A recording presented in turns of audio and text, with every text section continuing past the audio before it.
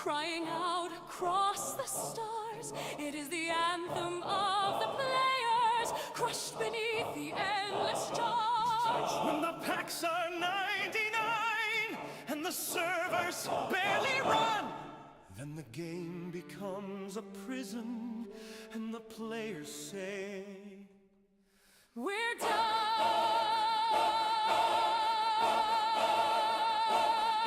Will you join the cause today? Raise your banners through the void. Stand together as a people. Make the galaxy annoyed. When the credits fuel the change and the joy is sold away, we will fight for what was promised and we'll take the game we play.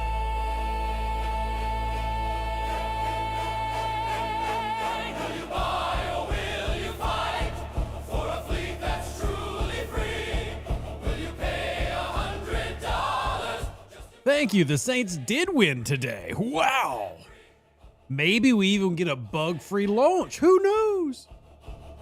From the Borg to Romulan space, from the stars to Klingon war, every captain swears together we won't pay them anymore. Do you hear the captain sing? All right, I'll turn the tunes on down. Let me get this all going. Welcome in, everybody. Happy Sunday to y'all. For those that don't remember, during the NFL season, the National Football League, my American football, I have a podcast there. So when those games are happening, Sunday streams a little bit later. For those who don't care about American football, I guess good news for you. The season ends for me in a couple months, well, about a month and a half. So Sunday streams will return to their normal times. But for now, that's why we're starting at 5 p.m. Central Standard Time instead of 12 p.m. Central Standard Time. But that's okay. And hopefully y'all are having a great weekend. My weekend has been a little bit of family time yesterday, streaming with y'all, which was a lot of fun yesterday. If y'all haven't checked it out, we had a lot of fun last night. And writing Christmas cards for everybody. As a reminder, if you would like a Christmas card, everybody who is an active member of my website can get one. And I've got many, many more to write. And I've been doing them by hand. So appreciate y'all. This weekend is the weekend before DS9. We're wrapping up 2025 here in STFC. All right, Star Trek Fleet Command's final arc of the month. But I mean, it's just how months work. So December's the final one, or final of the year, final of the month. Jeez, I can't even get my preamble out. Final of the year. And I'll be honest, look, I like DS9. I just do. I've argued that it might be my favorite Star Trek series. So for all the things that we've discussed so far about, like, well, are we going to like this content that's coming out or that content that's coming out and all these different things, and not even to say that I'm going to love every piece of content that's coming out. I will tell you, I am excited about Deep Space Nine just because Deep Space Nine. I will tell you that I love Ezri Dax. I want to go ahead and give you a hot take. Here, I'm going to go ahead and give y'all something. I've got a friend. His name is Zuli. I don't think he's here yet, but he comes to the Twitch streams a lot. He loves to talk about how much he disagrees with me. Well, here's a take he's probably going to disagree with. I like Ezri Dax more than Jadzia Dax. Go ahead, flame me, hate me, tell me how terrible I am. But I do, okay? If I'm picking who I marry, I'm choosing Ezri over Jadzia. Yeah, get over it. I'm sorry. So anyway, all that said, Ezri Dax, one of the officers that we're getting this month. We've obviously got Fleet Commander Sisko coming in, Elite Outpost, which isn't going to affect the count that's on the screen, FYI, as this is the account over on server 710. Shout out to my Alliance Horde. But yeah, we are going to get several new things this month, and I am excited about Ezri Dax just because I like Ezri Dax. So we'll see. And I'm very curious to see what everybody else thinks. Any word on what Ezri does? Ezri Dax is a PvP officer. I'll go ahead and tell you that. I've seen her abilities and everything, but I'll just go ahead and tell you she's a PvP officer. And that will fit, by the way. That's not really a shock. It's not like I'm leaking anything really, because you can kind of tell with the set of officers that came out last month. But yeah, that is probably then, because I actually have had people ask me that in the Discord, and that will probably take away a little bit of interest for some people, because again, not everybody is a PvP type of player. But if you are, this is a PvP officer, and that can be valuable to you. If that is something that you enjoy, maybe you'll want to consider that. And especially if you're looking at building a new synergy team. And I do see that my camera has froze. Don't worry, I'll fix it here in a second. 1 second. Let's see. Yep, it should reboot on its own there. There we go. But y'all can hear me, so it's fine. There we go. It kicked back in. We're good to go. camera does that every now and then. It's because I don't have a cam link. I've actually have a camera is directly USB'd into my computer. So professionals use a cam link, and one of the other content creators actually is sending me one. So shout out to VNeck. But if you're looking for more PvP crews, I know some of our G6 players and our G7 players are always looking for that new meta. Well, then yes, this is something that you definitely want to pay attention to when it comes to full crewing. But if you're not one of those people, well, that's also a-okay. Right? I think there's a little bit of everything for everybody in this month. What really comes down to a good Nobbin fight, you're actually up very late. I'd say it's good knocked for you. But I would say this month, in terms of should you be excited, should you be looking forward to it, really depends on the type of content that you like. But I really just believe that it comes down to how it rolls out. Is it stable? Is there problems? Are there bugs? And that's really been the bigger issues of the past few months, has been stability lag and then the event structure. I don't think most people really don't like the features that have come out. I don't think people look at a lot of the features that have come out in STFC and go, yeah, that's terrible. It's been like the events are maybe been off, or there's been a lot of just stability problems. I mean, heck, we're coming out of a month where we had 5 updates, so we can't just gloss over those things. Hopefully, though, we have it being much better this month, and I always like to take the optimistic approach when I can. So I am looking forward to certain things this month, and hopefully you are as well. At the end of the day, I know this could be a second controversial statement of tonight's stream. I can't wait to read the comments after the stream. People hearing me talk about Ezri over Jadzia. Now I'm going to make another statement. This is a game, ladies and gentlemen. It should be fun. I know. How could he say that? It's Star Trek Fleet Command. How could he say that? It should be fun. It should. So I do truly hope people are enjoying their time in this game. And if you're not, well, hopefully we can find a way to make that happen. Slag, good to see you. Welcome in, everybody. Shout out to all the people here. Shout out to Common, Dustin, Skippy, Dozer, Leonard, Emperor Hot Dog, Slag Dorikus, Fight, Ghost Bob, the GT Carrot, Brandon Nelson, JRC, RN, Kelly Scott, William Andrew, Laromi, Curly Hawk, Ron Helovea. Hope I pronounced that right. I apologize if I didn't. Good to see you, Bill, William, Mike, Enrich, Phil Edelstein. Welcome in, Braindig, Tular, all of y'all. Welcome in. Hope y'all having a fantastic Sunday. I really do. And that's why I shout y'all out individually, because y'all are all pretty important. Steven says, I have Lorca, Janeway, Sloan, Khan, Kirk, and Spock. Who should I replace Sisko with? So my question then, Steven, is going to be, how many slots do you have? How many slots do you have? Do you only have 3? Do you have 2? Like, this account only has 2. Do you have all of them? Which, as you can see, I do not, which is currently 7. Do you have all of them? Do you plan on getting the 8th one if they choose to sell? I mean, how many do you have? If you have all of them, then the number one that you're going to replace is pretty easy, and that's going to be Spock. Really, the only point in having Spock active in today's game is if you're doing active upgrading in like upper G5, G6, or G7 for the efficiency bonuses. Like, you're actively upgrading on a weekend. That's the really only reason to be running Spock on deck if you have other options. Hate to be that guy, but Spock as a fleet commander no longer has the value he once did. I'm not saying ignore him. I mean, obviously get your always on abilities going, things like that, but it's the efficiencies that you get to down here for building that have a little bit of value. But if you've got all the slots, he's the worst fleet commander in the game. He just is. He just is. In terms of, I mean, people can argue with me that Locutus should be the worst. In terms of like who I would rather leave up there, and I'm talking about the very bottom, Spock's the one I leave off. Now, that does depend on the style of play, right? Obviously, Locutus was their first attempt at a PvP fleet commander. Though I will argue he has a lot less PvP abilities than a fleet commander Khan or a fleet commander Lorca, or even what fleet commander Sisko will come out with. So keep that in mind as well. You can even throw fleet commander Sloan in there. Like, I like Spock a lot, but in terms of what he provides, power creep has just hit the game so hard. Spock just doesn't give you value anymore. His percentages are so low. Always ons are great, but let's just, use examples. Construction speed. Cruise ship construction speed, 100%. Cool. Yeah. Am I excited? No. Weapons platform damage, that might read like a lot to you. It's not. We'll come on down to these, though. Crystal efficiency and research. In today's game, 80% is pretty low. I mean, that's a very tiny number. For reference, again, because you're again, just to answer Stefan's question, you're asking who do I play Sisko with? Sisko has an ability that reduces G7 cost in buildings 100%. So again, just like power creep has reached a point where a lot of what Spock does has very little value. Again, back over here, or efficiency for station upgrades, 50%. So Sisko's double that.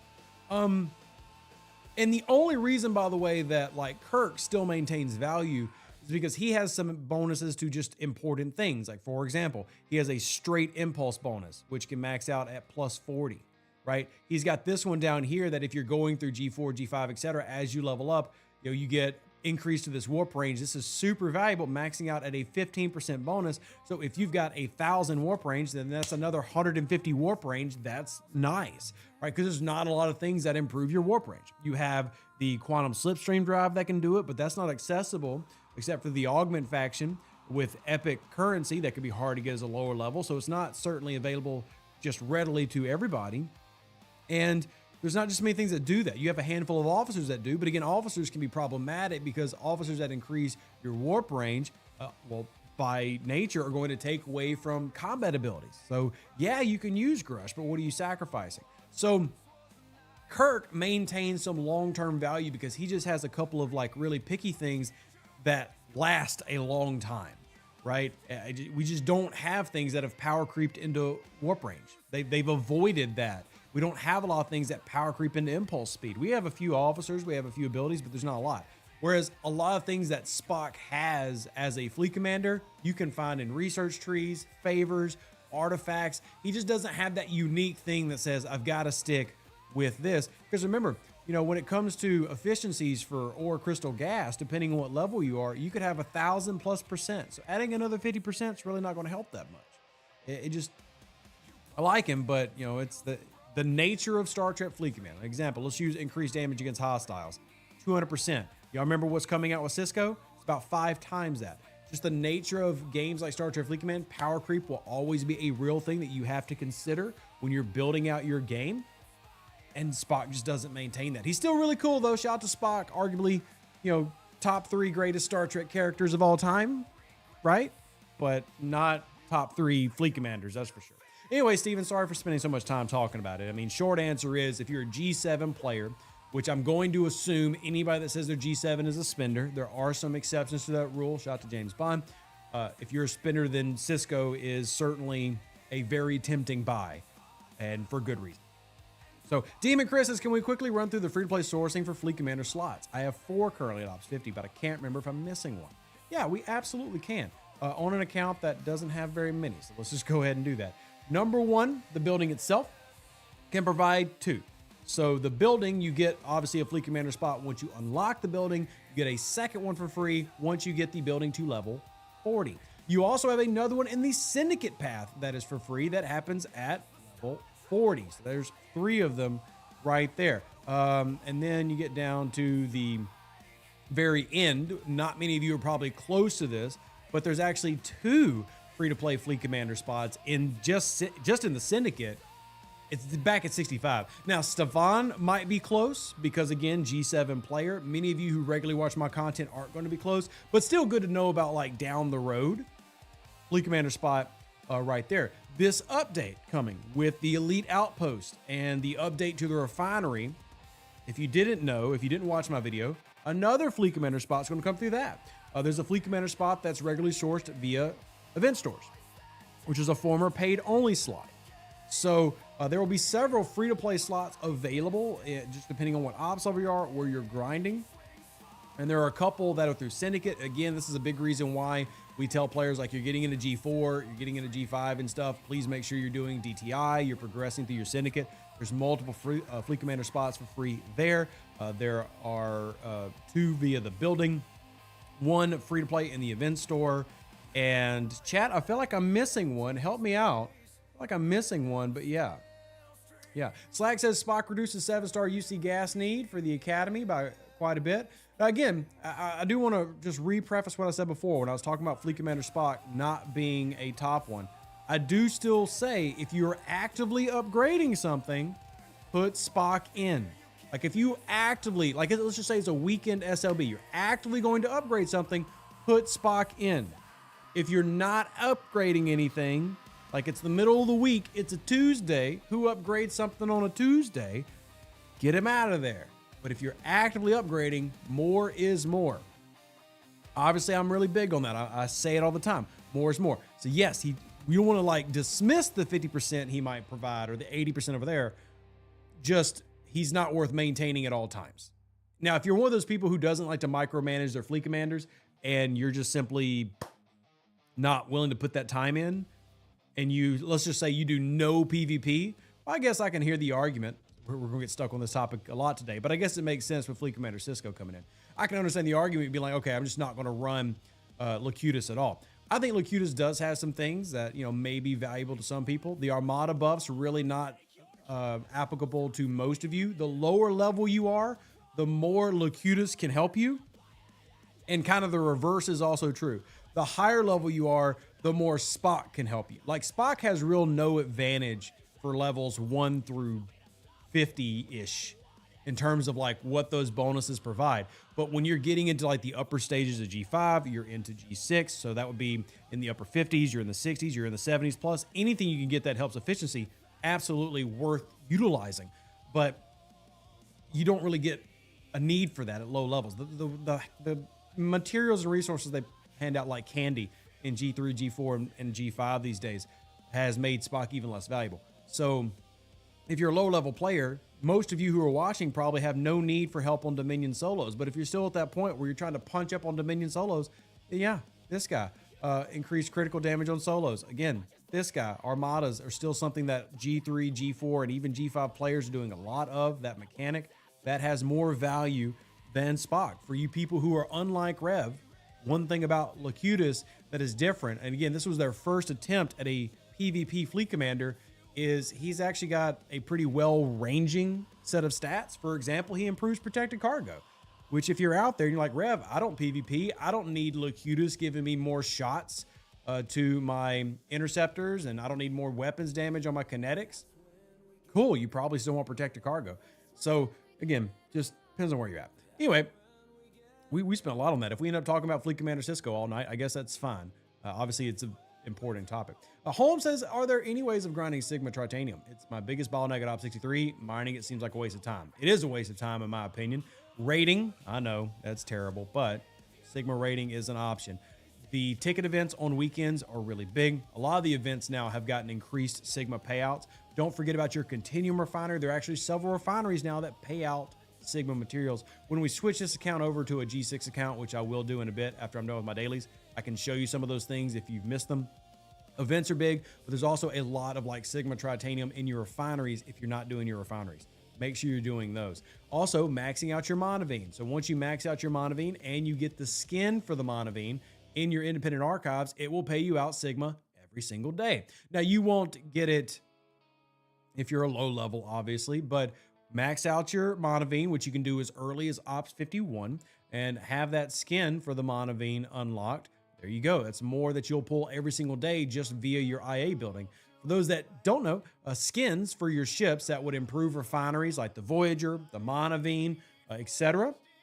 Those actually improve the independent archives as well. So like you don't lose those bonuses if you are finished with your Voyager, and you might go, well, what's the point of me getting the skin? Because it will actually add those bonuses you would have gotten the refinery into the independent archive. So a few different ways that you can go about the Sigma.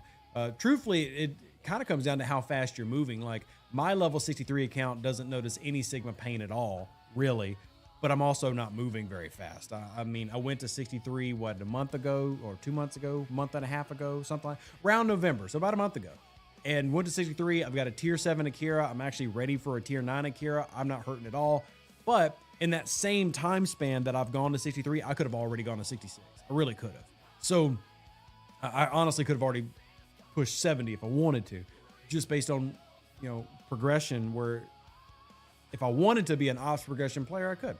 So your speed maybe is just moving a little bit faster, but please don't forget about things like ticket events, which are paying out a lot of Sigma Trit right now, and your refineries are huge. There are a lot of little things that are easy to forget pay out Tritanium, like the Continuum refinery. The Continuum Refinery is huge. That's why we tell people to max out the Revenant. Make sure you've got all those pulls to do every day because it pays out Sigma. So those are big. Those are really good. Ops 35, where can I source the Ferengi Whip and the glass skin quickly? You can't. You can't. The only places either of those items are available are event stores. So you have to wait for event stores to offer them. There's not a quick way to source either one of those things handily. It doesn't mean they don't have free-to-play sourcing. They do. They're just not like a, hey, go make this pull every day and you're going to be able to grab them. You're going to have to wait for specialty things to happen to be able to go after that. So, yeah, have to wait for specialty things for that. Also says, thank you, Rev. That's helpful. I have been doing most of those things. Yeah, a shame. It's only really your daily pulls or events that are giving it out. Well, that's a lot, though. I get it. Context, I guess, is important. Yeah, Alliance Tournaments also has them, which, again, is a once-a-month run.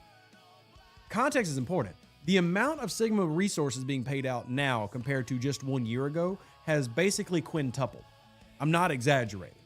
Like, just in the past year, the amount of Sigma resources coming out, they've updated the Battle Pass in the past 12 months. So since the start of this year, the Battle Pass, I think, has been updated 3 times. One of the other content creators can correct me if I'm wrong. I think it's 3 times it's been updated. The events have been updated twice. Multiple events like Crucible of War, which used to be an ignore event for G7 and G6, have been updated to include Sigma resources. So the events have all been updated not only to improve the rewards, but several events that did not pay out Sigma now pay out Sigma. And then you've had multiple refineries options added. So while you might go, man, it feels like it's not a lot, you're getting a lot. I didn't even mention, as Scott points out, the mastery artifacts, which also, again, if you're doing the mastery artifact path, that's Sigma every single day, just for click and claim. Like, you don't even do anything. Like, just update that artifact. And just in case you have forgotten about those, I'll pull up the artifact spreadsheet real quick, put it on the screen. It's always good to remind everybody of these items. Mastery artifacts, that's Sigma every single day, depending on the tier that you have it. Let me go to display capture. Transition, Q-Snap, love it. All right, so the one you'd be looking at for that would be Pike Sextant, which is actually one that boosts ISO damage. But if you're a G6 player, I think you said you're level 63-ish, but either way, you're there. Let's just say that you have it at tier 10, right? So that's 24,700 Sigma Tritanium every single day, in addition to all the other things that you're earning. So just make sure you're earning them. Just click them all. It is annoying. We've talked about this a lot on the channel, that it's annoying that you've got to collect, say, one resource from 7 different places. Like, there's a faction redeem, there's 3 refinery redeems, there's a daily redeem. Absolutely.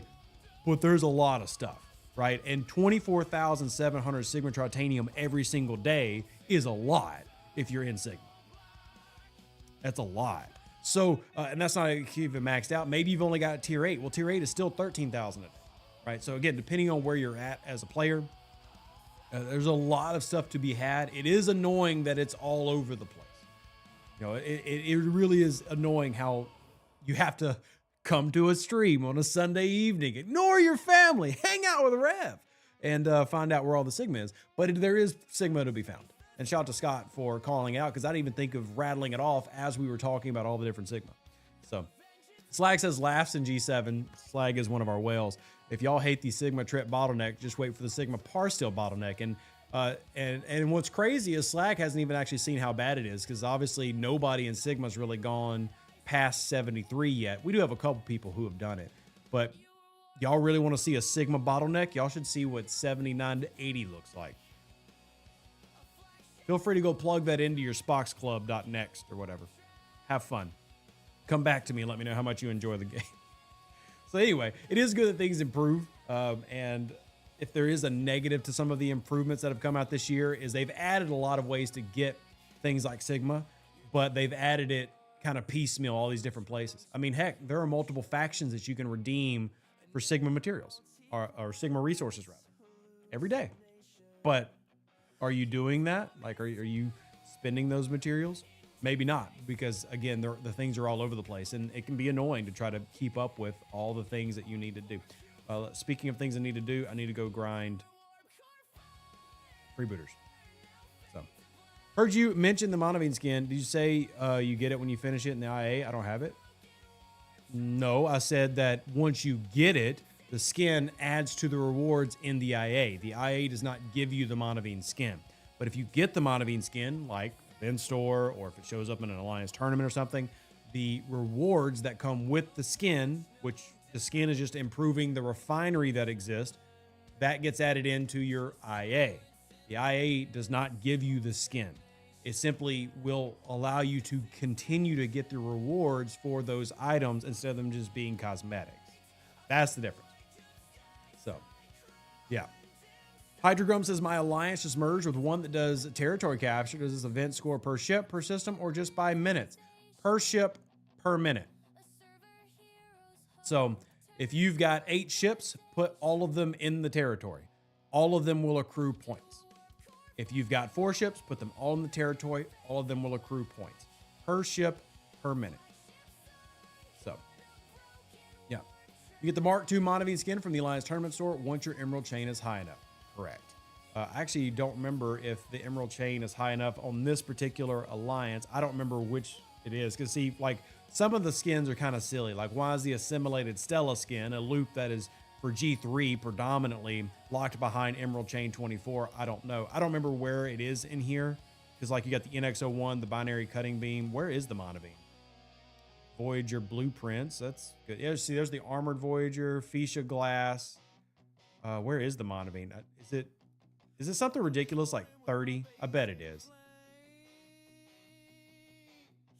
Yep, right there. It's ridiculous. I knew it was ridiculous. 30. So if you're in the top alliance on your server, then you probably have access to an alliance tournament. If you're in Horde on server 710, we're not there quite yet. Yeah, I knew it was something silly. Some of them, it almost feels arbitrary where they decided to put some of these things. Like, why did we seriously put the Monavine refit? Again, a loop they've acknowledged is done, right? The reason it's done is because we've got it in the archives. They've obviously acknowledged that loop is complete, and yet it's locked behind Emerald Chain 30. Really feels arbitrary, but if you're looking for it, there it is. There it is. Congrats, Dark Ginger, on maxing out your Emerald Chain in your alliance. It's awesome. Also, Scott reminds everybody here to do their anomalous phenomenon if you haven't already. I'll be doing that with my Borg cube here in a bit, so I can get those pulls done and continue moving forward. Yeah. Other questions, comments. I love it when we have them. It's good to see everybody here, especially with it being Sunday night, because I get it. Not everybody hangs out on Sunday night. So thank y'all for being here. It is really appreciated to just have a community. 250 people here on a Sunday night, where I know a lot of people have things to do. We don't have any of our EU players here. Y'all are freaking awesome, and I appreciate y'all. So y'all let me know what questions you have. Demon Chris says, at least Emerald Chain is something you'll get eventually. Scoring high just does it faster. You're not wrong. And it is great because, you know, Emerald Chain is basically just Syndicate for an alliance. You know, so all your alliance is working together. The better you do, the better your rewards end up being as a group. I mean, who can complain about that? Good to see you, John Bondi. Welcome in. Roy, good to see you. John says, hypothetically, if I had a second GS31 in the shipyard, do I need to jump to 51 to get the level part to tear up the first one? The best chance for a second level part. I'll be honest, John, I don't remember if you can get a second part for the GS31 outside of an event store. I don't remember if you can. I also don't understand. I'm going to speak very generally. Lately, I've been getting a lot of questions about having multiple special ships, and I don't know why people are wanting to do this anyway. Why would you want multiple special ships? That's more grind, and that's more time that takes away from your first one. So, yeah. But hey, whatever works for you. Whatever works. I would not want to bother with a second GS31. I think that's silly. It's just me speaking personal opinion. So, yeah. That's just me. But I do appreciate the question. And HK, yeah, I know what time it is in the UK. It's why nobody's here. Because most people who are normal are sleeping. Unlike you, who apparently is awake at midnight on a work night / school night. Go to bed. Skippy says, having a second GS31 would easily finish Elite 60s once they're maxed. You can easily finish Elite 60s with one GS31. So again, I don't understand the point. Like, one GS31 will do your Elite waves. You don't need two. Like, truthfully, one will do it. You don't need to. You don't need two to finish G4, G5, or G6 Elite solo waves. You need one. So, yeah. Maybe he's lucky like I am and has the week off. Y'all do love your bank holidays and stuff over there in the UK and Europe. Y'all don't like working. You don't like working at all. I do know that. That's true. True statement. Reverend John says to double the many hostiles I can hit in a wave defense. You shouldn't be struggling with that anyway, John. Again, like there's not a level that exists in the game. There's not an ops level that exists where you need 2 GS31s. Now you can want 2 if you want them, but there's not an ops level that exists where you need 2 to complete it. I mean, you don't even need the GS31 to do the elite waves. It just makes it easier. There are people who can beat the elite waves without using a GS31, including the G6 ones. But it does make it nice. Yeah, I mean, just, you know, it kind of comes back to that argument I've made before. There's always an argument to like why you can, but is it efficient? Is it useful? I don't think it is. You know, because also if you're upgrading a second GS31, you're robbing parts from the first one. And what's one of the #1 problems we have in this game? How long it takes to upgrade specialty ships. GS31 takes too freaking long to upgrade as it is. Why would I want to double that workload? And then if I've got one max one and one waiting to upgrade, that second one's useless. Yeah, so again, that's just my opinion. If you want to go after that, more power to you. I think in terms of in-game where your time is limited and there's too many loops, be better served improving other things. That's me, though. If you want to go after GS31, have a second one, awesome. I actually don't remember if there's a way to get a second part for it outside of an event store. I don't think there is. You'd have to rely on the event store, which would, again, time gate you a little bit. Correct me if I'm wrong, anybody in the chat. I'm more than welcome to be corrected if I am misremembering that. That does happen. I mean, Rev's not perfect. It does happen. What kind of ships do I need to do elite solo waves? A tier 8 GS31 will be able to do the G5 elite solo waves and finish them. As in, they'll take on the Reavers in wave 5 and beat them. A tier 8 one will, unless you're just drastically underpowered and under-researched. And you can do that with... Because like the Vorcha and the Corvus, if you took it really high, the Vorcha and the Corvus could actually take on the wave 4 hostiles. They wouldn't beat the wave 5s. But as soon as you get to a tier 8 GS31, you can beat the wave 5s with that. If you've gotten the free-to-play mirror grind, which moves your solo waves up to 5 hostiles, the GS31 can take care of wave 5 by itself. Beam and then hit, and you'll do it by itself. So you could... with the tier 8 GS31, be doing G5 elite waves in the low and mid 30s or low and mid 50s. So Tim Redmond says if you get one the freeway, you can still buy the second. Tim is what I like to call an undercover agent. I bet if you go to Tim Redmond on LinkedIn right now, Scopely. I'm just kidding. Yes, if you get one free play, you can still buy one if that's what you want to do. And vice versa, if you buy one, the free-to-play option is generally going to be available to you as well. So yeah. We like to work. We just like work-life balance. I have a great work-life balance. I have my life in my work. Also work from home, so that's pretty cool. I don't have a great PvP crew, but I have an idea for what to have on deck, but I need help below decks. I have a whole video about that, HK, if you want to check it out. Short answer, Icheb, Wendemarco, those are going to be big keys. Wrath of Khan Joaquim. Those are really popular mainstay below deckers. Depending on if you've got the Picard Hue tiered up, that's a really good one for below decks. Just depends on where all you're at. Shall be concerned with trying to get certain ships like the Discovery, Defiant, Reliant, etc. Current level 44 with the tier 7 Voyager and tier 2 Relativity. Absolutely. Some of them have more priority than others. For example, the Reliant you should have already gotten. I don't know why you've not gotten that yet. That is currently one of the most important loops in the game and one of the most important things that you can grind in the game. You could make an argument for skipping the Discovery, even though the Discovery can be useful. We were just talking about the GS31. The GS31 can do what the Discovery does, though having both allows you to summon more and be more efficient in that summoning process. But yeah, you want all those. You can make an argument for not picking up the Defiant in today's game, like skipping it. Like truly, if you don't want to do every loop in the game, there are some of those that you can skip, but the Reliant's absolutely not one of those.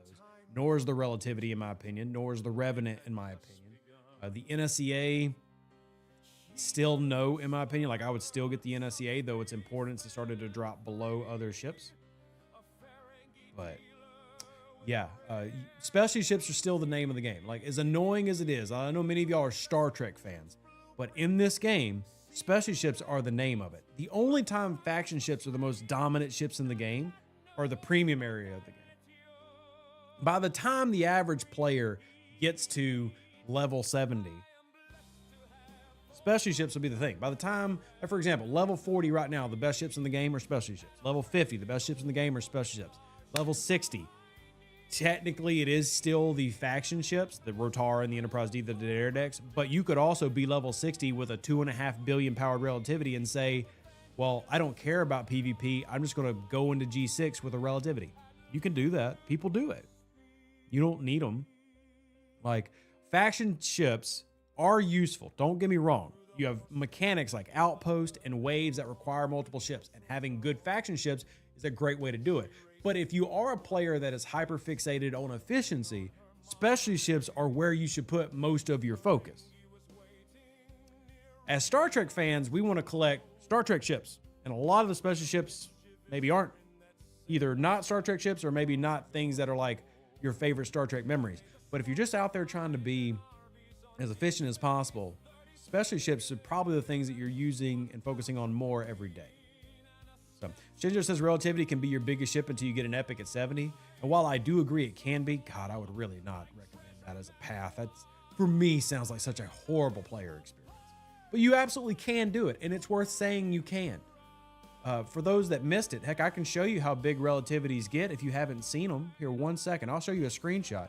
Now, this is going to be kind of a screenshot where you can see it's a little bit tongue-in-cheek for the point Rev's making because Rev kicks butt with it. So what I'll do is I'll show you 2 of them.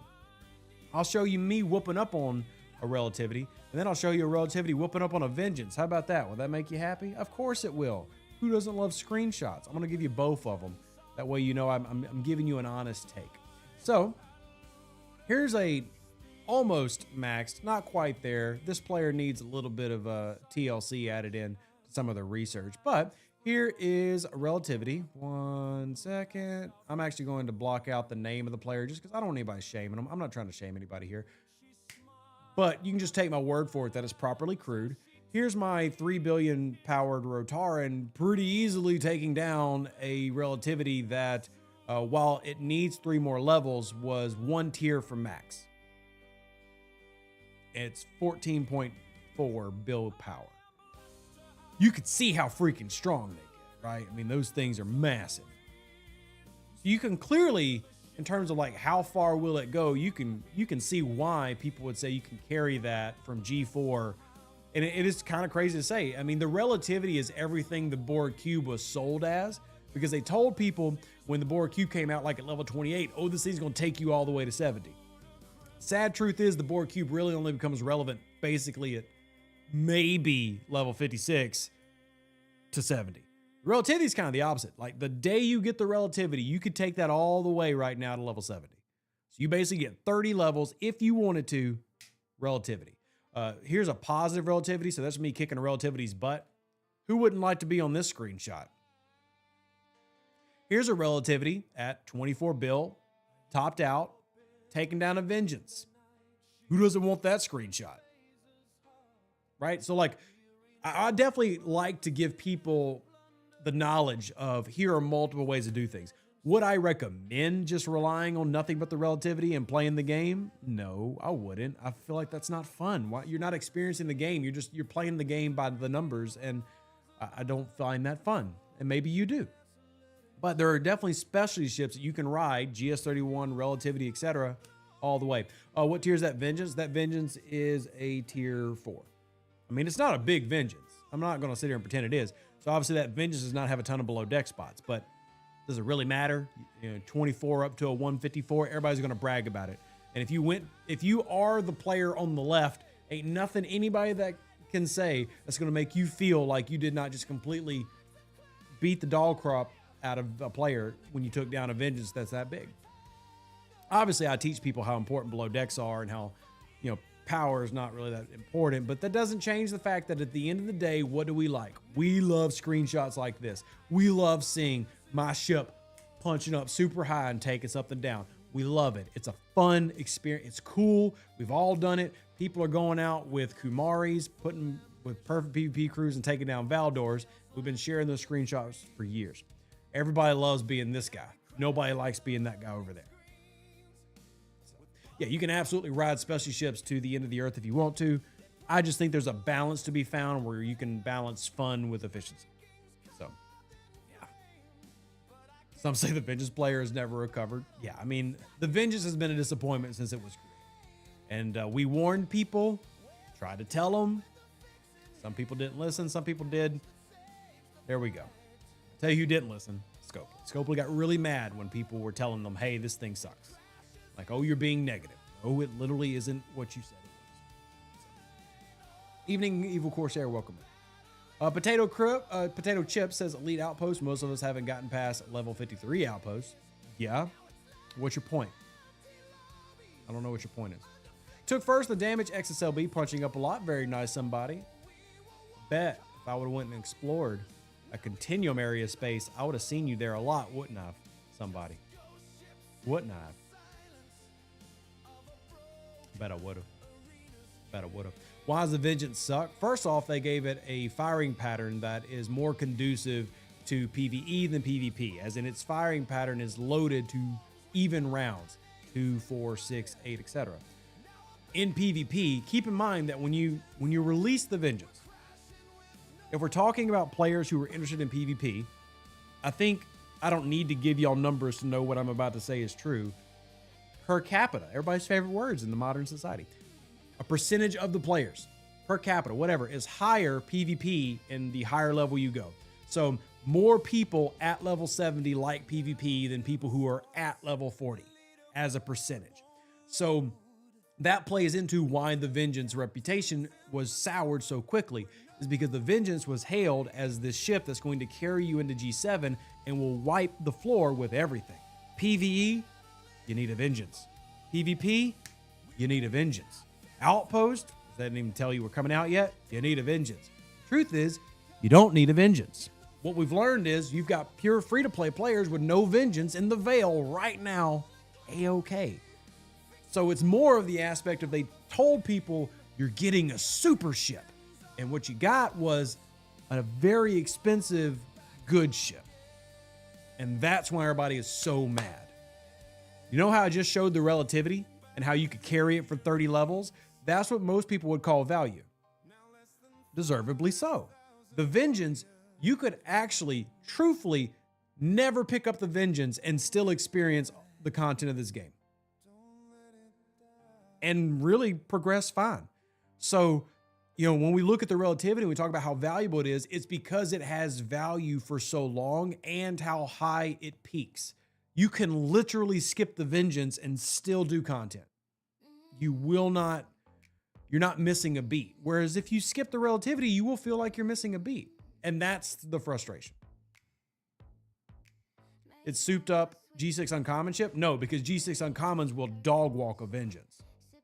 You need a maxed out Vengeance to beat low tier G7 uncommons. Or, well, you said G6, so I wouldn't go that far because G6 uncommons have an even worse firing pattern. But you know what? Yes, you can argue that. It's a souped up G6 ship, which at the end of the day is a bit of a failure. So, yeah. Hyder says, higher outs players like PvP more because they can win more. Simple. PvP is no fun when it's mostly people 20 plus levels above you coming in with their 8 dock. So there's a mining crew on. I'll be honest, Hydra, I don't ever run into that. Truthfully. Like the people who say it's high levels punching down, that is such a rare occurrence. Again, in terms of a number, it doesn't really happen. Almost all PvP matches, and I've actually asked Scopely to look into this. I've actually said, hey, can y'all like see? Almost all PvP is within a level range of basically like how PvP Arenas is. The horror stories of like 73s running around and just one-shotting random 60s they see because they can, that doesn't happen very often. Does it happen? Sure. It's such a rare occurrence. And like, hey, maybe you're that one server where you've got that one whale who just can't stand anybody and wants to spend everything they have to make your life miserable. Sure, maybe your experience is real. It's very rare. It doesn't really happen. And then you have, like you said, Incursions is the main time in PvP. Again, Incursions is a literally, basically a 12-hour event once a month. I mean, really worried about that? Really worried about that? That's not when most PvP happens, to be honest. So, like, I get it. It can suck. But on the flip side, you know what feels good? Punching up and taking out that level 70s vengeance with your relativity when you're 5 times less power. So, I mean, as I tell people, if you play the game and you're strong for your level, you're going to beat almost everyone, including people above you. All right, for those who watch PvP arenas, and I'm not saying you have to participate, but if you come to my Twitch stream, we stream PvP arenas. This past Friday, my team of people in the 60s, it was a 63, me, a 66, and a 67. Okay. We went against players 70 and above 5 times. No, 6 times. We won 5 of them. If you're good at the game, you focus on tactics and you focus on being strong for your level, you're not getting picked on by the big people. You can beat them. Now, can you beat them always head to head? Maybe not. But you can beat them in incursions by beating their server and outrating them. You can beat them in PvP arenas with tactics. So, again, for me, like, I get why people say it, but like the whole idea that all PvP is somebody spending a lot of money and punching down just isn't the reality of PvP in this game. Now, we can also say at the same time, PvP and STFC sucks. Like, the actual mechanics of player versus player in Star Trek Fleet Command are terrible. They're one of the worst in this gaming sphere. There are so many MMOs that have way better PvP mechanics. That's a different conversation than saying, oh, all PvP is being level 73 and punching level 60. It's 2 separate combos. So, Does says I'm getting shot from way overpowered people every time I get shot at. Scrapped all the time. Mostly be the save few get. Dustin, that's such an incomprehensible sentence. I'm mad that I read it. You want a max relativity for its loop anyway. Having a 20 build capable ship at Op 61 is a nice side effect. Not many people are going to have it at 20 build at 61, but yeah, I mean, it's definitely great to have. 100%. Special ships are just where the advancement in the game is found.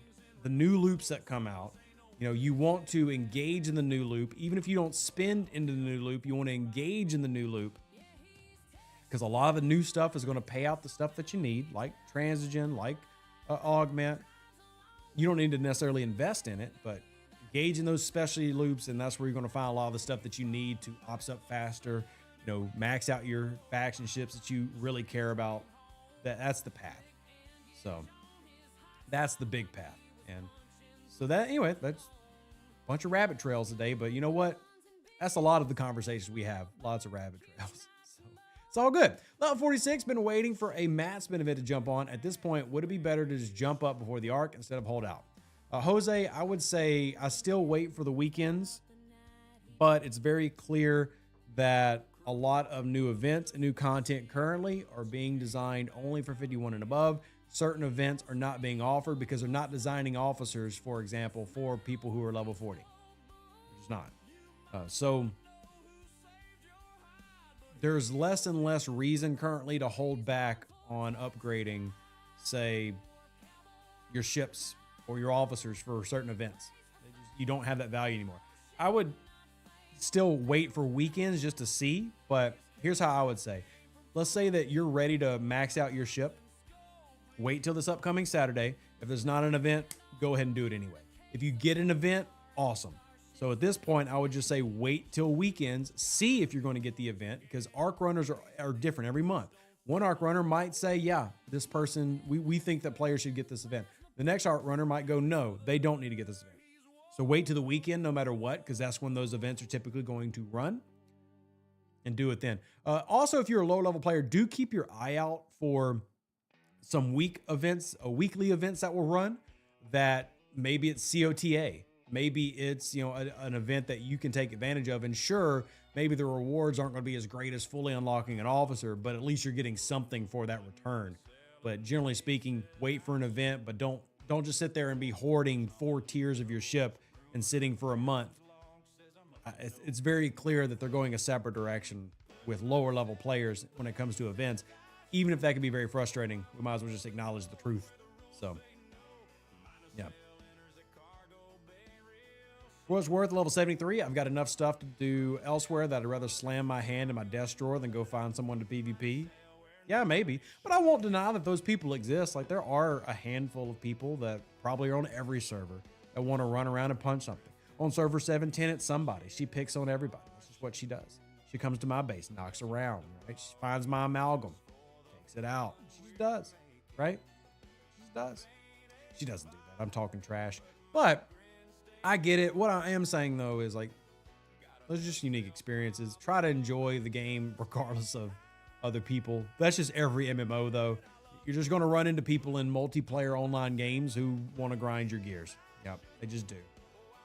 Just came back to the game. Welcome back, Straight Cash. Need to get the Reliant. Am I able to get more than one from the faction story today? I'm hoping there's no daily limit on the drip. There's a time limit, and you can redeem it every time that timer rolls. But yeah, there's a limit. Like, you can't get all 200 BPs in one day. So, but the limit is 2. So it's a 100-day pull if you can do the double. But there is a timer. Yeah. That's just something they've never left. There's probably always going to be timers. And maybe, you know, when they release, there's a new ship coming out at the beginning of this next year. You know, maybe we can convince them in 2026 to do battle passes that give out half of a ship or something, right?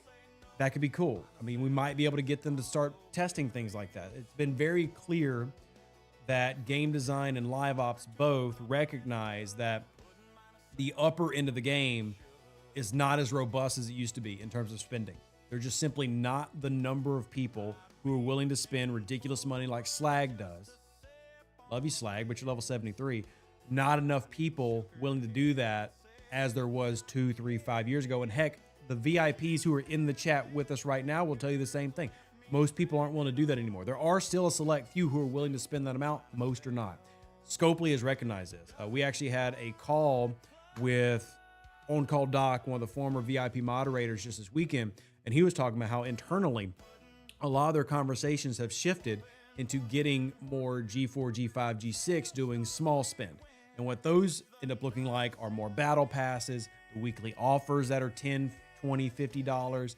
They're focusing more and more on those things, which for me means that maybe we can start getting better arguments for, hey, half a ship and a battle pass. If you're not going to sell a lot of them, right? Because the Serene Squall, what was it?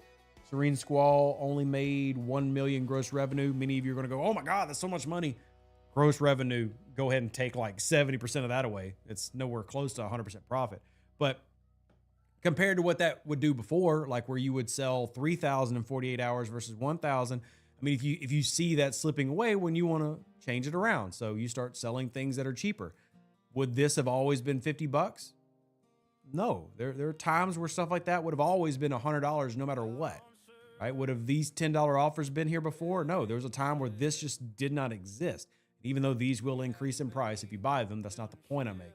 We are seeing more things at lower price points. For the first time this year, for the first time ever, we saw actual price reductions on Black Friday and Cyber Monday. That's never happened before. It took year 7 to see this actually happen. So, all that to say, like if you're looking for ways that we can actually argue for things to get better and cheaper, clearly it's there for us, right? They clearly are shifting.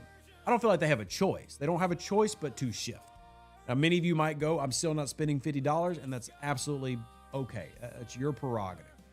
But, you know, it's the price point of this game is shifting to lower price points.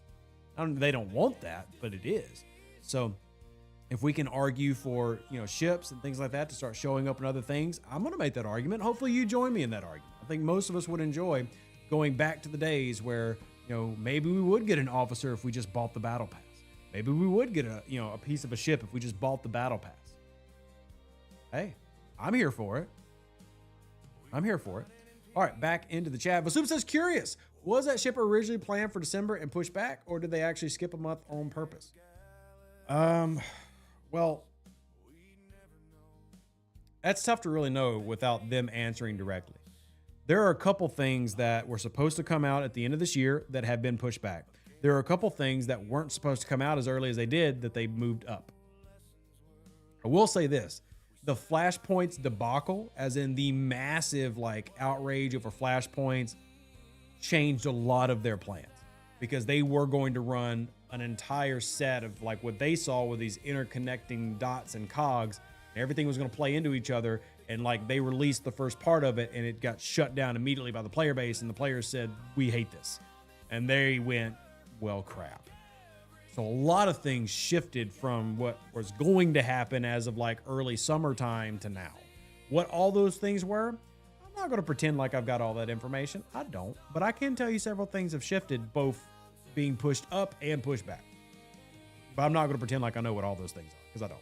Shinjo says, I will say this, VIP's been complaining about the every other month ship since at least April, so they may have moved it back. Possibly. Shinzo, give me a count. I'm going to let you do the count because you've done it before. How many special ships did we end up with this year? Give me a count, Shinjo. I'm just including you in the channel. Genetic hybrids. You can see says, I've been holding at 51 for a while. I'm enjoying the game. Is G5 and G6 just even more grind? Are there negatives for leveling up to 5-star and 6-star? I don't know if you know this, Genetic. You're already in 5-star. Level 51 is 5-star. So you're in G5 now. As far as is G5, G6 just more grind? Yes.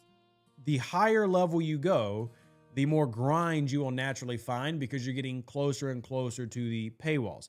Now, that said, G5 has very little grind compared to what it did when it rolled out. I mean, G6 is the same way. But, I mean, it is technically more than, say, a G4 or a G3. But I would say G5 and even G6 are very enjoyable experiences for free-to-play who are casual-ish players. People who aren't spending 8 hours a day can absolutely have a great time being a G5 player. So don't feel like you got to sit at 51 all day is what I'm saying. Now, you said one key that I want to focus in on. You said, I'm level 51 and I'm having fun. Sit your butt at 51 and have fun.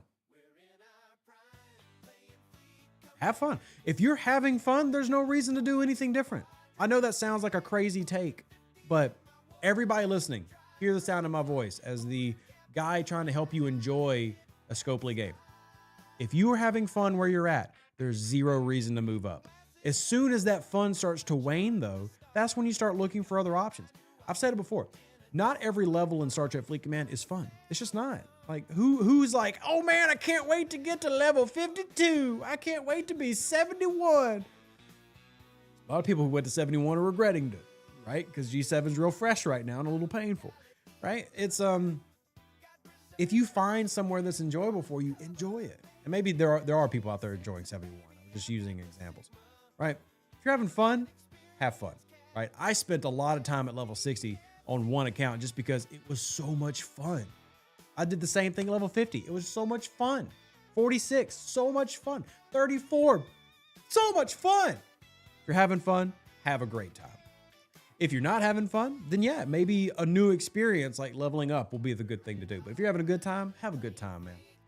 You know, life is short and the game's life might be short. Have fun. Have a good time. Skippy says, I'm 71 since the first week and I haven't regretted it at all. And I love that. I really do. I think that's awesome. 71 is probably a bad example because I will say this. The problems things like the Veil have had, for those that don't know, the Veil opens up in G7. For all the problems of the Veil, I think, here it is. I think the idea of the Veil is really neat. I think the concept of it is really fun. I actually really like the fact that there's 20 servers all sharing a space and that you can communicate with people and you have to deal with, you know, people that you don't normally deal with. I actually really like that as a concept. There's a lot of problems in this big blue dot, but I do think it's really fun. So as a concept is really fun. That doesn't mean all the experience is fun. So yeah, I mean, being at 71 gives you access to that and that could be a lot of fun. I'm overusing the word fun. It'd be very exciting. It could be thrilling. It could be, you know, just something different. And sometimes what you need is different. Do you have a G6 checklist video? I do. I do indeed. I do indeed. Slasik says, I went to 71 and really wasn't ready at the time. It's better now, but they should have waited a couple months. There you go. Scott says, have you followed James Bond through his progression? Yeah, of course. What do you mean? Why wouldn't I? Hell, I gave JB his start and I'm in his streams almost every day. Almost every day. Now, would I recommend people play like JB? No. Only because I don't think most people would enjoy playing like JB. But that said, I do want more people to see how JB plays. And I want more people to learn from him. I want more people to consider how he approaches the game itself, right? And look, there are even things that me and him disagree with. Like me, who has been hurt by STFC maybe more than anyone. And that's a literal statement, by the way.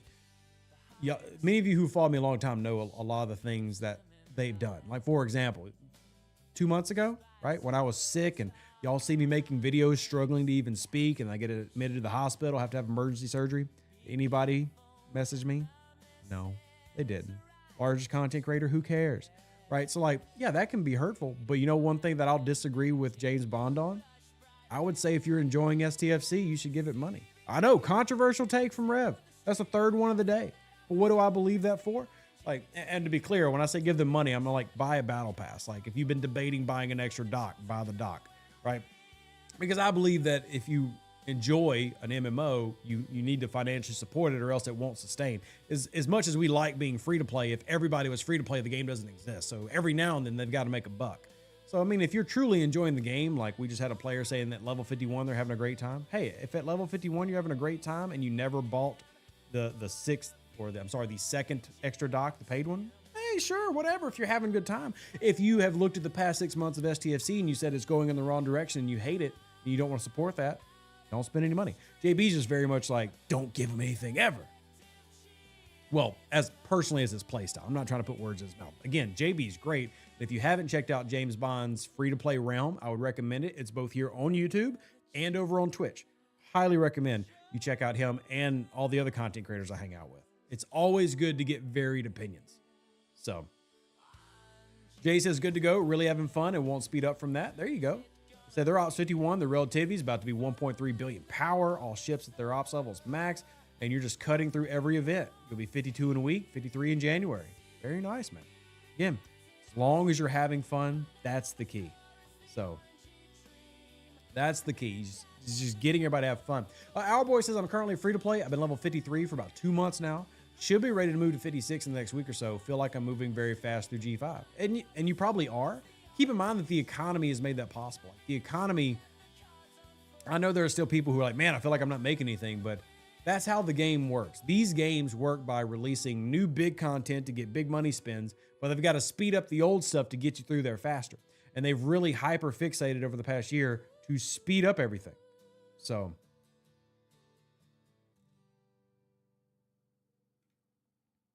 if we were all free to play, same as JB, the game would have closed years ago. Yeah, I mean, and again, I fully support JB, and I definitely get why he's staying purely free to play, because that's like the premise. He wants to show how you could be so successful without spending money in STFC, and I think that's a great thing to show players.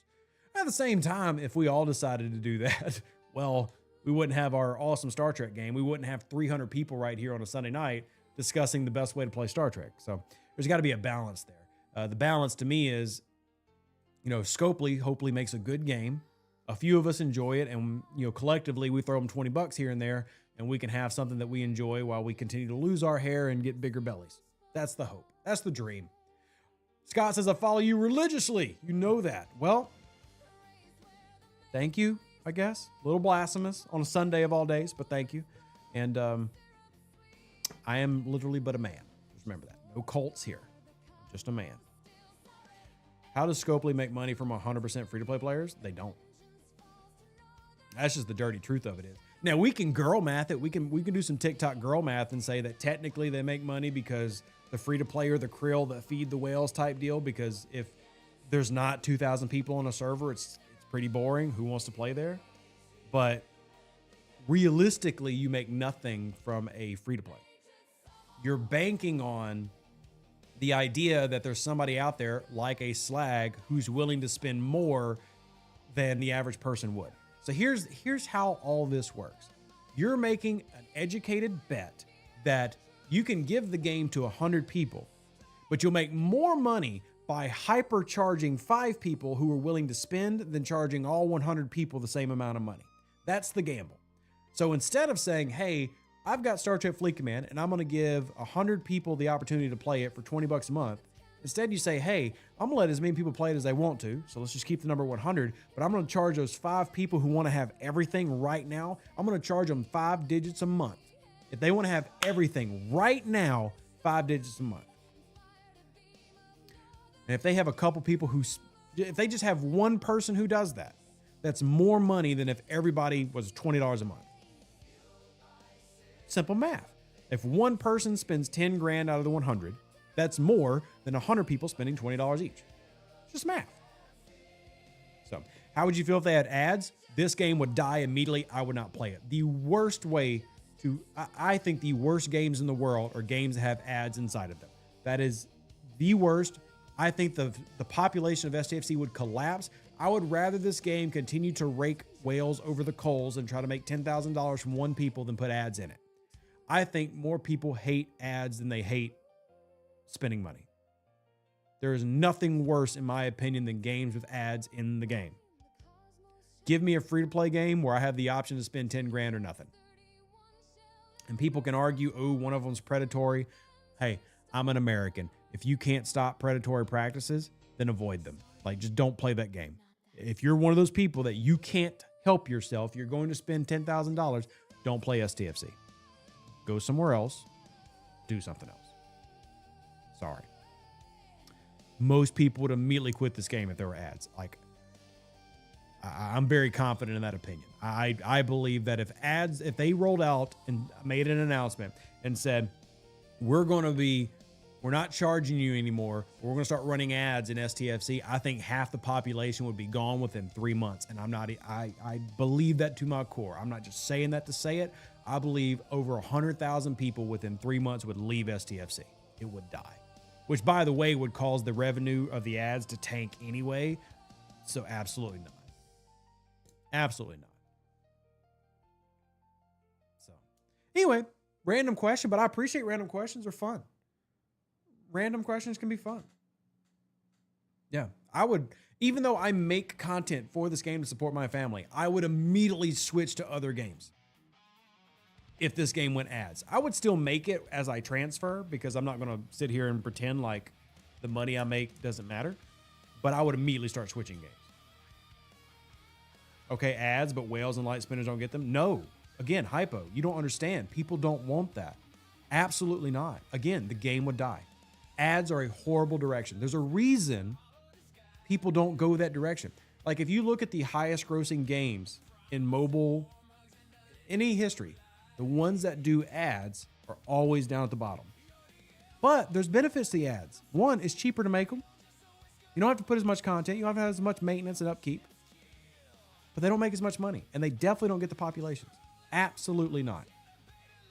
The worst idea you could ever give Scopely is convince them that putting ads in STFC and replacing that with a PAX is good. That's a horrible idea. Horrible. Imagine an unskippable ad every solo wave or watching a 15-second ad to get plus 20% ISO defense. Yeah, imagine if that's how the outpost mechanic works. You've got to do 6 hours of passive grinding and you'll get every reward you've ever wanted, but you actually have to watch an ad every 30 minutes to keep the outpost going. No. You want to kill STFC? I promise you will kill STFC faster than any bug. Put ads in the game. Apple pie or pecan pie? Pecan. It's not even a debate. Silly question. GT says, to go back to the theme tonight, DS9 is my favorite. Honestly, my wallet was ready to open as soon as I heard there was going to be a Sisko FC. Someone on the way to 70, I'm very excited for him. And I can understand that. We actually talked about, we were talking about JB earlier, we talked about Fleet Commander Sisko on his stream. I think Fleet Commander Sisko is very good for anybody who is in G7 or approaching G7. I don't think Sisko's worth spending money on if you're in G5 or G6. To be honest, I don't. I think you should free to play it. The only people that I think have an argument to buy FC Sisko are either people who are in G7 or will be in G7s. Other people I think should just free to play it. But that said, man, if you're in that group, he can be immediately valuable and save you money. How can he save you money? Back to the TikTok girl math. He has multiple efficiency bonuses for G7 buildings and such. So if you had him right now, you would save the uncommons and the materials that people just a month ago spent real money on. You would not have to buy because you've got Fleet Commander Sisko's efficiencies to reduce the cost. So if you're one of those people who spends a set amount on STFC any month anyway, this is a very good financial investment that saves you the amount that you normally would spend. Or probably better worded in TikTok girl math. It allows you to buy something that you maybe wouldn't have bought. Because now, instead of having to buy 2 packs to upgrade this building, you only have to do it once. So now you can buy that treasury you weren't going to buy because you were buying this pack. You know, however you want to TikTok girl math it. FC Sisko, really, really good for G7 players who are progressing. Probably also argument made for upper G6, but I wouldn't buy him if I was G5. Do we know how long it would take to unlock FC Sisko? A long time. I'll put it that way. If the numbers that I have are accurate, it's going to be a while. If they don't change anything, it also will depend on the difficulty scaling of the elite output. Yeah. A subscription-based option might work. Nope. There's a reason people have left that. There's a reason people have left that. Subscriptions make less money. You actually just missed the point I made, Mel. I was talking, hey, look, if you can get 100 people to do $20 a month, subscription model, literally 1/5 the income of what some people are willing to spend in a month. Subscription models make less money. It's why games have left subscription models. It's why they don't do WoW anymore. It's why they do microtransactions. Subscription models make less money. Makes less money. And if you want to argue that you would, what's TikTok girl math? You're too old, slag. You got to get young and hip. You can argue you already have a subscription model because if you spend $20 every month right now to buy a battle pass, you're getting significantly more stuff than somebody who doesn't buy it. So there is a subscription model already. It just doesn't reoccur out of your bank account every month. If you buy a $20 battle pass every month, you're going to have significantly more stuff than the person who doesn't. So, yeah, subscription models, as in you pay $20 to have access to it. You get less people who play your game. You make less money. It's not even debatable. Now, I understand why it started off that way. Like, we've seen gaming progress out of it. But there's a reason people went to microtransactions and battle passes. And some people like to have their cake and eat it too, like my friend over at EA, where they'll sell you a AAA title for $60 and sell you battle passes every month. Have both. But subscription models make less. They just do.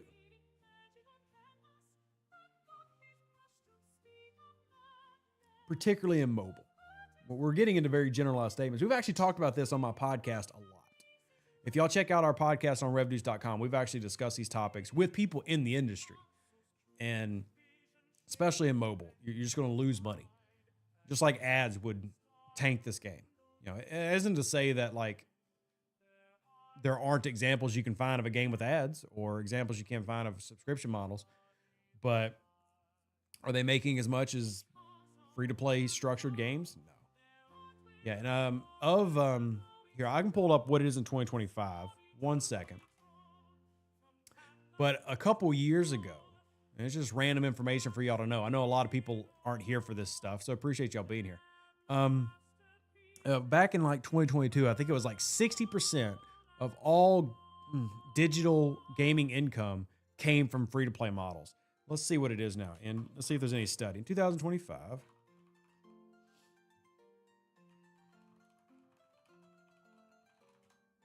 what portion of the free-to-play model was the revenue generation? Let's see if we can find... I'll use one of those AIs to scour the internet real quick and see if we can find what it is in 2025. I'm going to assume it's continued to rise because it's continued to go up since COVID. Like most money from gaming, I'm talking about digital sales, is coming from microtransaction-based games. For example, Madden, 2K, Football Club, they make more money from their microtransactions for their ultimate teams than they do from selling the game. So games like Star Trek Fleet Command, Monopoly Go grossed, what was it, $5 billion revenue in its first 3 years already? Microtransaction is just the way of the future right now. It's terrible for all of us who would prefer to like have everything for $20, but how it is. Anyway, Chris is back to game stuff. How much would a rating/amalgam update interest you? Very much. Very, very much so. Absolutely would very much interest me. So, okay, so I just pulled it up. According to multiple sources, such as on Twisted Voxel and just different studies that have been done, 85% of all gaming revenue currently comes from free-to-play games. So games like Fortnite, Genshin Impact, Star Trek Fleet Command, 85% of all gaming revenue, not just digital revenue, so including, I don't even have a game copy. Who has a game copy anymore? Even those who actually go out and buy game copies, 85% total are from games like STFC that have microtransactions. Like, it's not even close. Not even close. Microtransactions are where you make your money. Predatory, sure, but buku dollars. Yeah. Anyway, Demon Chris, I would absolutely welcome a rating update. I think it's desperately needed. Desperately needed. Romulus brought to you by Mountain Dew. I haven't had a Mountain Dew in months. Maybe I should get one. Yeah, I should probably get one.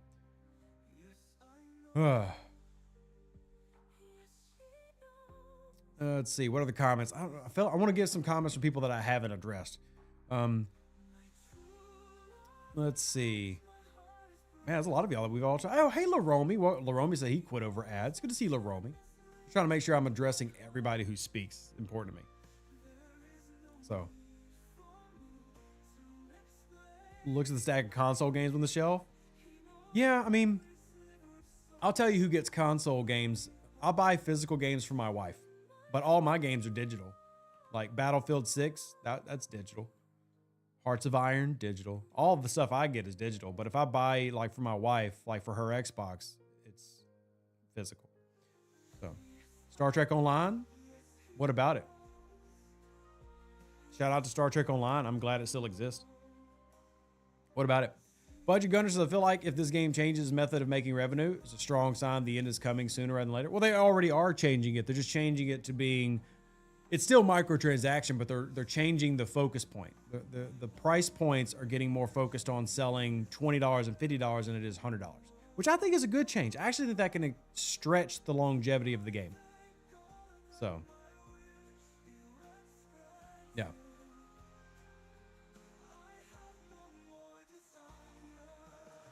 Once upon a time, game was a lot more stable. Debatable. We've definitely had, I've said this before, we've had a worse year than 2025. 2023 was way worse. We've had worse years. It's just the culmination of all the bad things that have made people so frustrated this year. Because it's not just game stability that's a problem. So, subscription games of EVE Online, World of Warcraft. Yeah, I mean, those exist. But that's not the main way to make money now. And again, like I said, 85% of all gaming revenue is free to play, meaning it's eclipsing games like World of Warcraft, EVE Online. So,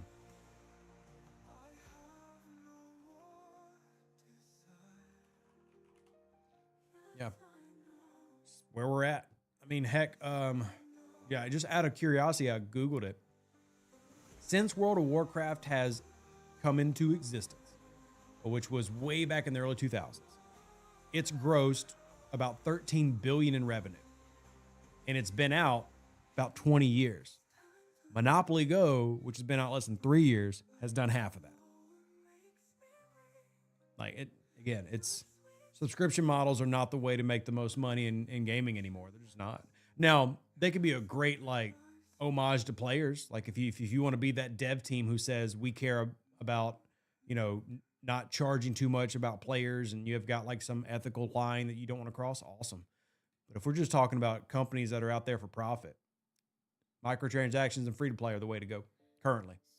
Maybe one day that'll change. Maybe somebody will come like through with a breakthrough game that just changes everybody's mind. It's like, hey, if you make a game this good, this is the way to do it.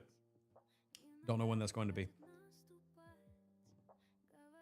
All right, what other comments you got? Do you know what servers are looking to ascend? I actually talked to them about ascensions this week. I'll tell you the servers that I brought up about ascensions, and they talked about putting them on a list. This is not me guaranteeing that you're getting ascension, but here are the people. Server 102, 203, 204, 704, 706, 709, 710, 711, 717, and 409. Those are the servers that I brought to them that had come to me requesting Ascension, and I also checked where they were at in terms of their players, like how many people they had waiting and such, and I passed those along. So those were discussed with Scopely this week about needing Ascension. We'll see if that happens. I'm not saying that's a guarantee that you're getting Ascended next week, but that I had a conversation with them about Ascensions, about the players that have been asking for Ascensions, and those are the servers that I brought up. Again, those were 409, 717, 711, 710, 709, 706, 704, 204, 203, and 102. If I did not mention your server and you believe that you need to be Ascended, feel free to reach out to me. It's literally my job to fight for the players. So let me know. All right, let's go and hit some FKRs real quick. Finish out our dailies. I want to advance, but at the same time, I don't want to be a weak, high-level player. Are there any benchmarks or percentages or research done before you say ready at the button? Nope. I mean, you can do the same thing that we've been doing on this channel where you go and see where you are for your level. And if you're a top 100 player for your level, you probably are there. That's one of my personal goals. I don't like leveling up until I'm top 100. Really, I'd like to be top 25. So, how many STFC players would feel frustrated with PvP and EVO Online? Probably a lot. I don't know. Your hat makes it look like you've got a Friar Tuck haircut. Well, thank you. It's actually the hat to my football podcast. You can't really see it because it's one of those whiteout hats, but it's got the logo here. It's actually to my podcast. Got my name on the side and my podcast on it. But yes, Ethan, I would just, judge it based on your peers. That's what I do. But there's not like a specific metric that can say, oh, you've made it. I like being top 100. Some people like being top 250, right? Some people like just being in the top 50%. How are you able to do the dailies? How are you doing all the new loops that are coming out? That's a big one for me. Like, there's nothing more frustrating to me in STFC, not counting bugs and stuff, but the most frustrating thing that can happen in STFC is if they release new content and they say, hey, you're level 51, this content starts for you, and I can't even scratch them at level 51. That's the most frustrating thing. Because that makes me feel like, it makes me feel several things. And it hasn't happened to me in a long time because I work so hard to be strong for my level. But I get all the DMs about it. About everybody talking about how, it makes them feel like Scopely doesn't know where players are at, blah, blah, blah. But I mean, Scopely's not wrong. Like, for example, if we're talking about what a player can do at level 60, should you be able to beat the G5 Elite Waves? And should you be able to do, let's just say, at least the level 56 outpost? Yeah, you absolutely can and should be able to. You definitely shouldn't be dying to the 51s. And some people do. There are people in upper G5 who struggle with what are supposed to be the introductory outpost. They shouldn't. They have the ability to be successful in terms of it's not like you have to spend, and buy a certain thing to be good against outpost. You just need to be strong for your level or punch down really far. But that frustration can be real. I hate that frustration, right? When the Wrath of Khan arc came out, you know who didn't struggle? Rev. When the Transition arc came out with the Suitable and Hostiles, you know who didn't struggle? Rev. When the Outposts came out, who didn't struggle? Rev. Because I take time, I play slower, and I get stronger. I don't rush up all the levels and go, oh, well, I'm level 70, but I'm really weak, so I'm just going to go hit down the 56s. And how many people saw level 70 sitting on their level 56 outpost and got really annoyed by it? If you're strong for your level, you'll never have that worry. So if you do things like me and say, hey, I want to be top 100, top 250, you probably won't struggle. So then you could probably use that as a barometer to move up or not. But man, there's, for me personally, probably no worse game frustration, not counting stability problems and lag and just the game being broken, than if content releases for me that I can't do. And I've made it a thing that is not going to happen to me again. You are not going to get me in this game where something releases and I can't do it. I'm not running into that again. Now, that doesn't mean like I'm great at Outpost. Like, there are definitely things that I can get better at with Outpost. Because I'm not going, as a level 63 account, I'm not going against the 63s and beating them all the way through. So there's clearly ways that I can get better, but I'm certainly not struggling. I'm getting all my pulls every day. So I said doo-doo. I did. I am but a child at heart. I am but a child at heart. I will say this, Slag, since Eve got brought up from Dustin, I remember when Eve Echoes launched. Eve Echoes was basically trying to be Star Trek Fleet Command and Eve merged together. Obviously, it wasn't Star Trek, but it was them trying to take Eve and put it on a mobile platform. And a lot of us and it's not an exaggeration, thousands of us went from STFC and started playing Eve Echoes. Almost all of us quit within 3 months. So, yeah. Yeah, almost all of us quit very quickly. Now, I quit because the community was just like ridiculously toxic. Now, Eve has a reputation for being ridiculously toxic, and apparently people enjoy that. I do not. I do not enjoy not only a toxic game, but a game that celebrates its toxicity and encourages it. And I worked with the NetEase dev team and the community managers. They encouraged it. That's just what they want to have. They want to have that type of toxic game. Cool. More power to you. I don't care. Run your game how you want to. I'm not playing it. I'm not playing it. So you're not going to find Rev playing EVE Online or EVE Echoes again. It's not for me. Find what you like. Move on. EVE Online, I will never play it because of the community. I have no interest. Now, the core mechanics of the game, yeah, pretty cool. Will I ever be an EVE Online guy? Absolutely not. No. How do I source rare hazard particles for research? Can't seem to find them in game. What level are you, Mike? Probably going to be your too low level. So, remember you didn't like making your ship and losing it when getting destroyed? I don't think many people like that. If you playing STFC, it made me appreciate STFC's mechanics more. So, made me appreciate made me appreciate STFC's mechanics more. That like my Enterprise, when it blows up, is not dead. I just repair it and I go right back to doing what I'm doing. It's also why I don't get why people get so salty about like their miner getting hit. Just repair it. You didn't lose anything. Calm down. Chill out. Who cares? People get so sensitive about their poor Nova or Selkie or whatever you've got mining, Serene Squall, like, oh my God, you hit me. I was in a special system and I had to pay a token. What are you, 5? Like, grow up. It's a pixel. Repair it. What's wrong with you? You act like you paid for something and you lost it forever. Because that's what happens in EVE, by the way. You could go spend in their market $200 and buy you a Cinnaball and take it to a gate. You got camped and you're dead. And that $200 is gone. You're not getting comped. You're not messaging customer support and, oh man, I just bought it. Nope. Sucks to be you. Makes you appreciate STFC more.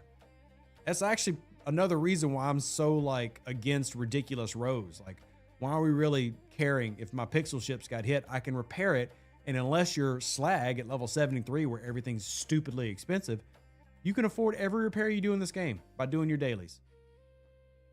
So, did you get ganked? Oh, I got ganked several times. When EVE Echoes rolled out, I streamed EVE Echoes 80 hours the month that came out on Twitch. Like, we were heavy into EVE Echoes. I actually had one of the largest alliances in EVE Echoes.